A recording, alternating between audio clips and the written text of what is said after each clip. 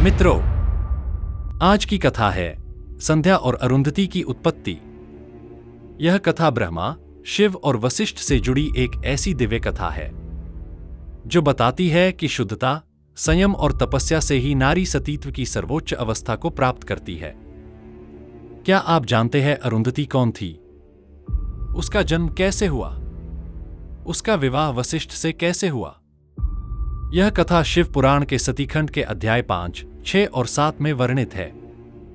तो देर ना करते हुए कथा में प्रवेश करते हैं। तो पेश है संध्या और अरुंधति की उत्पत्ति की कथा।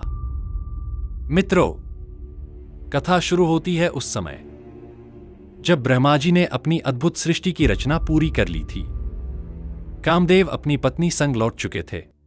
प्रजापति दक्ष अपने लोक चले गए थे और ब्रह्मा के मानस पुत्र मरीचि, अत्रि, पुलस्त्य, पुलह, क्रतु और अंगिरा सब अपने अपने आश्रमों को चले गए थे।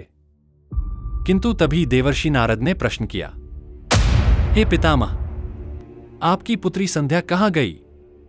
उसका क्या हुआ? उसका विवाह किससे हुआ?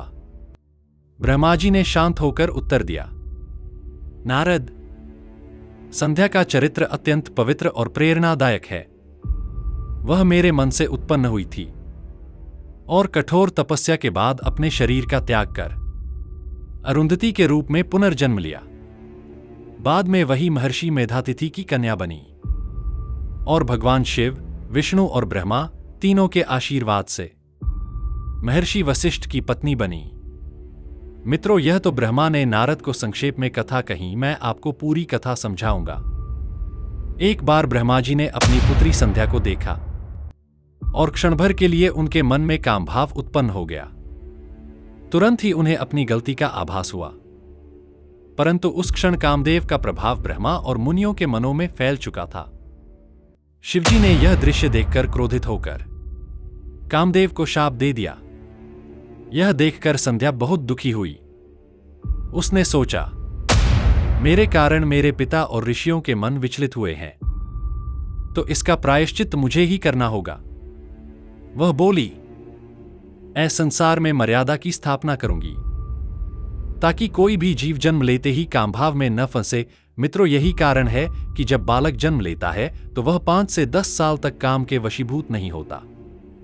कथा में आगे यह निश्चय कर संध्या चंद्रभाग पर्वत पर तप के लिए चली गई। मित्रों, कुछ ग्रंथों में हिमालय क्षेत्र के एक पर्वत से निकलने वाली चंद्रभागा नदी का भी उल्लेख है, जिसे आज के चिनाब से जोड़ा जाता है, जो हिमाचल और जम्मू से होकर बहती है। वहां उसने सरोवर के तट पर मौन साधना आरंभ की। तभी ब्रह्मा ने अपने पुत्र वशिष्ठ से कहा, पुत्र, संध्या तप में लगी है, पर उसे विधियां नहीं आती। किसी और रूप में जाकर उसे मार्ग दिखाओ। वशिष्ठ जी ने ब्रह्मचारी रूप धारण किया और चंद्रभाग पर्वत पहुंचे। वहां उन्होंने संध्या से कहा, हे देवी, मौन रहकर नमः शिवाय का जाप करो। दिन में 2 बार जल ग्रहण करो, तीसरे समय उपवास रखो।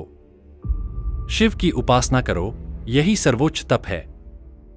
संध्या ने प्रणाम किया और उसी विधि से तप आरंभ किया। मित्रों, तप इसलिए किया क्योंकि उसके मन में हीन भावना आ गई थी। वह अपने को पापी समझने लगी। क्यों? उसे देखकर उसके पिता ब्रह्मा के मन में काम भाव उत्पन्न हुआ था। कथा में आगे मित्रों, समय बीतता गया। संध्या ने वर्षों, युगों तक तप किया। उसका शरीर कृश हो गया, पर उसका तेज अमर रहा। अंततः भगवान शिव उसके सामने प्रकट हुए। उनका स्वरूप दिव्य था, आधा अग्नि, आधा चंद्र प्रभा से दीप्त। संध्या ने नेत्र बंद कर श्रद्धा से कहा, हे महेश्वर, आप ही सृष्टि के आदि हैं। आपसे ही सब कुछ उत्पन्न होता है। आप ही ब्रह्मा हैं, आप ही विष्णु, आप ही रुद्र। शिव मुस्कुराए और बोले, हे संध्या, तुम्हारी तपस्या मुझसे प्रसन्न कर गई है। वर मांगो। तब संध्या ने विनम्र स्वर में कहा, हे प्रभो, मेरा वर यही हो कि कोई भी जीव जन्म लेते ही कामभाव से ग्रसित न हो और मेरा जीवन मर्यादा का प्रतीक बने। मेरा पति सदा धर्मनिष्ठ और मेरे प्रति प्रेमपूर्ण हो। जो मुझे अशुद्ध दृष्टि से देखे वह दुर्बल और नपुंसक हो जाए। शिव प्रसन्न होकर बोले, तथास्तु। अब से संसार में जीव 4 अवस्थाओं में रहेंगे, बाल्य, कौमार्य, यौवन और वार्धक्य। तुम्हारा सतीत्व तीनों लोकों में पूजित होगा। तुम अग्नि में प्रवेश कर पुनः जन्म लेकर मेधातिथि मुनि की कन्या बनोगी। मित्रों, हमारे शास्त्र गुरु है, कितने सहज रूप से शास्त्र में गूढ़ बातों को समझा दिया जाता है। आगे कथा में मित्रों, शिव यह कहकर अंतर्धान हो गए। संध्या ने मौन भाव से मेधातिथि मुनि के यज्ञ में पहुंचकर प्रज्वलित अग्नि में प्रवेश किया। क्षण भर में उसका शरीर तेज में परिवर्तित हो गया। अग्नि ने उसके स्वरूप को 2 भागों में विभाजित किया। ऊपरी भाग प्रातः संध्या बना और निचला भाग सायं संध्या कहलाया। इसीलिए आज भी हर दिन सूर्योदय और सूर्यास्त के समय संध्यावंदन की परंपरा है।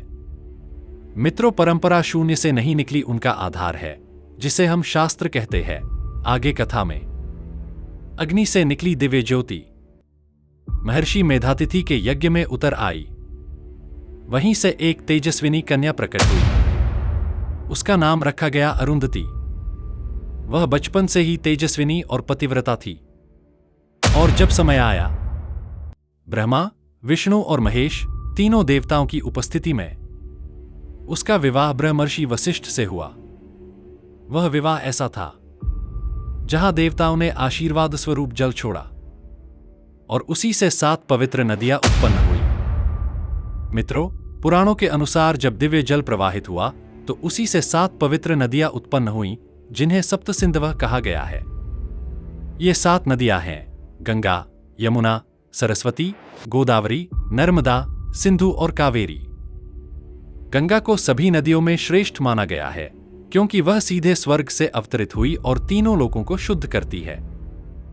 यमुना भक्ति और प्रेम की धारा है। सरस्वती ज्ञान और वाणी की अधिष्ठात्री है। गोदावरी दक्षिण की गंगा कही जाती है।